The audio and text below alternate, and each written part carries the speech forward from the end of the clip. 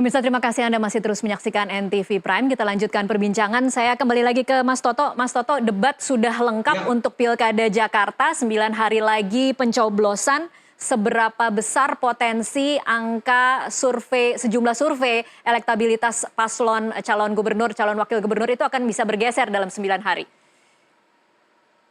ya, tetap pertanyaannya kan adalah apakah satu putaran atau dua putaran, Tasya. Saya pikir itu yang belum bisa disimpulkan oleh survei-survei yang terakhir masih melakukan rilis ya. Kita tidak tahu apakah beberapa hari ke depan akan ada rilis lagi.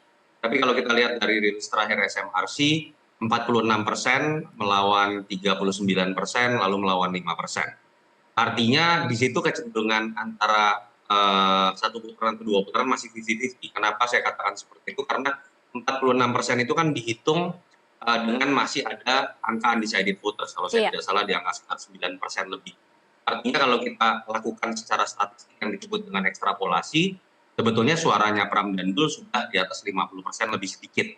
Tetapi itu kan belum angka aman, karena masih di angka 50% itu masih di bawah margin of error, artinya kemungkinan dua putaran juga masih sangat besar. Nah, kita tidak tahu apa yang terjadi dalam sisa waktu 2 minggu. Mungkin kalau ada rilis survei berikutnya akan bisa kita lihat kecenderungannya apakah akan satu putaran atau dua putaran, tetapi juga akan biasa ditentukan oleh bagaimana variabel yang bisa menjadi daya ledak di masa-masa akhir penentuan suara nanti. Salah satunya ya kalau saya sebut daya ledak, kemarin misalnya pada saat Anies mendukung itu menurut saya daya ledak. Tapi bukan tidak mungkin di sisi lain ada daya ledak juga dari Kang Emil.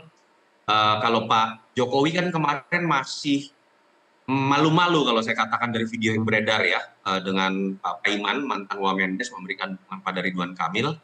Saya mendengar hari ini Tasya beredar di WhatsApp grup, tidak tahu benar atau tidak atau hoax, Pak Jokowi mengumpulkan relawan-relawannya di Jakarta yang notabene spekulasinya adalah untuk mendukung Ridwan Kamil. Kalau itu terjadi tetap apapun akan memiliki pengaruh, walaupun dalam survei saya tidak sebesar pengaruh dari Pak Prabowo, Anies Baswedan ataupun Ahok misalnya. Iya. Tetapi itu tetap akan menjadi variabel berpengaruh. Variabel X lain yang sulit untuk kemudian kita baca adalah andai kata terjadi sebuah siraman serangan fajar, baik itu berupa sembako ataupun money politik, yang suka atau tidak dengan pragmatisme politik dari sebagian segmen pemilih, itu juga bisa berpengaruh dan mempengaruhi terutama pertanyaan mengenai satu putaran atau dua putaran. Oke. Jokowi masih punya daya ledakkah? Kalau tadi Anda mengatakan masih jadi variabel penting, tapi apakah signifikan kemudian untuk melawan bagaimana anak Abah dan Ahokers yang sudah bersatu? Pak Jokowi sepertinya masih pede, dia punya daya ledak. Kalau kita lihat bagaimana cara beliau menempatkan dirinya di Jawa Tengah dan di Jakarta, mendukung juga Ridwan Kamil, walaupun kita belum tahu apakah ada dukungan eksplisit atau tidak. Tapi kalau pertanyaannya adalah apakah dia masih memiliki dukungan sebesar Pak Prabowo, sudah pasti tidak. Oke. Pak Jokowi kalau kita uji sebelum 20 Oktober dengan sekarang pun sudah pasti berbeda sebagai seorang presiden dengan presiden.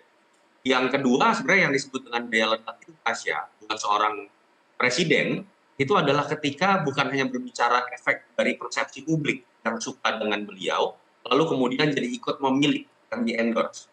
Efeknya itu adalah dua tingkat, bahwa ketika ada instruksi saya mengendorse calon tertentu, lalu kemudian aparat bergerak, lalu kemudian birokrat bergerak.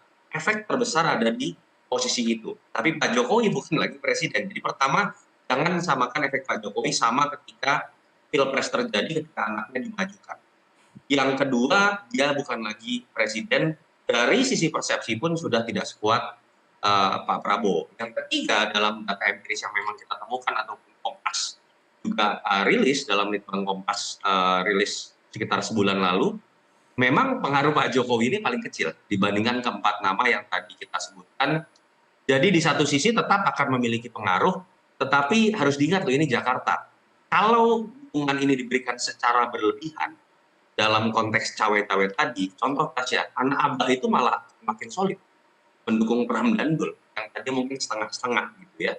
Tetapi bukan tidak mungkin juga Ahokers ada yang sebagian berubah juga, karena sebagian Ahokers ini beririsan sebagai pemilih atau pecinta Pak Jokowi juga. Tapi kalau ditanya secara kuantitatif, mengingat nama Anies ini elektabilitas lebih besar, menurut saya tetap efek bumerangnya lebih banyak apabila Pak Jokowi memberikan dukungan secara eksplisit. Oke, kalau bacaan Anda tentang Kim Plus yang kemudian diprediksi kemarin kan tampaknya ogah-ogahan mendukung paslon yang didukungnya. Kim Plus ini akan seperti apa 9 hari ke depan? Masih mungkin kita berharap tiba-tiba ada kejutan kah? Kim Plus menurut saya yang bekerja serius hanya PKS dengan Golkar. Karena kedua kadernya ada di situ.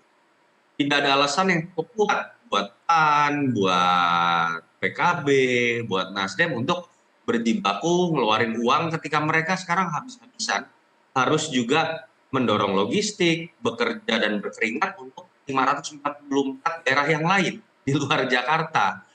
Berbeda kalau kemudian Pak Prabowo sebagai pemimpin Kim Plus secara fakta dan seorang presiden memerintahkan hal tersebut, akan ada bobot yang lebih besar.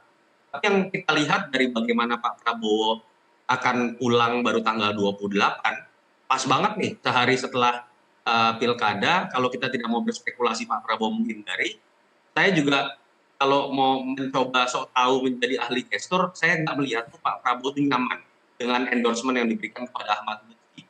Berbeda dengan kenyamanan seorang Jokowi yang mukanya sumringah ketika memberikan dukungan kepada Ahmad Lutfi.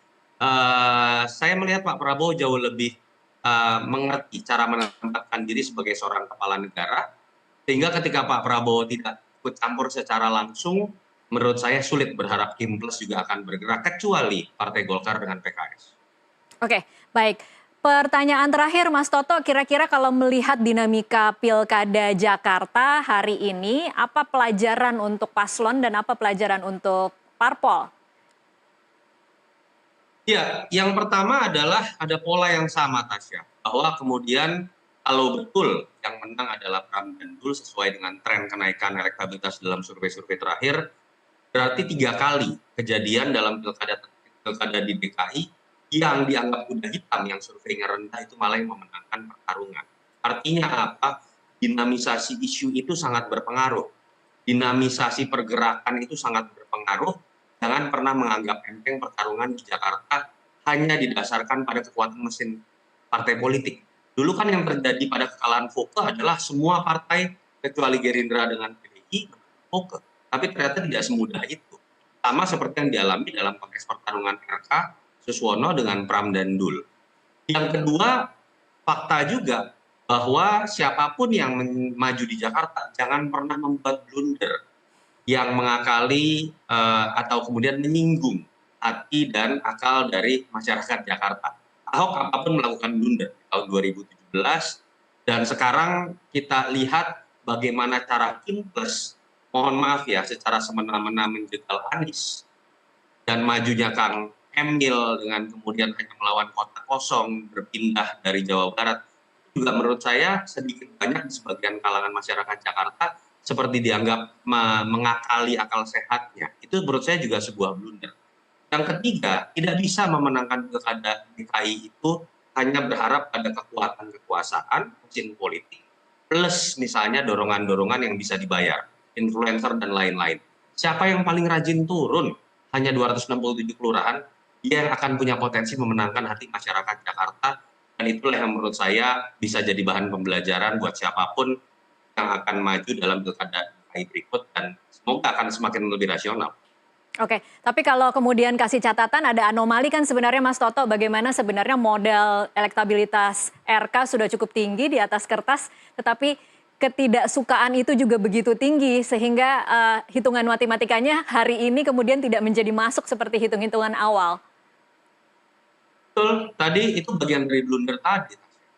Ketika seorang Kang Emil yang sebenarnya punya nama cukup baik dalam perjalanannya dari seorang profesional menjadi wali kota, menjadi gubernur Jabar, dan berbelok ke Jakarta dengan sebuah cara yang dianggap tidak lazim, yang tidak melalui sebuah pertarungan kompetisi sehat dalam pencalonan untuk melawan calon terdekat bernama Anies, buat saya itu blunder awal. Yang kedua, ketika memberikan efek dari pengaruh kekuasaan terlalu berlebihan, gelendotan kepada Pak Prabowo, gelendotan kepada Pak Jokowi, itu menurut saya juga sebuah blunder besar yang menyebabkan ketidaksukaan itu bertambah dan akhirnya berbuah pada elektabilitas yang cenderung bisa dikatakan stagnan kalau tidak mau dikatakan. Oke.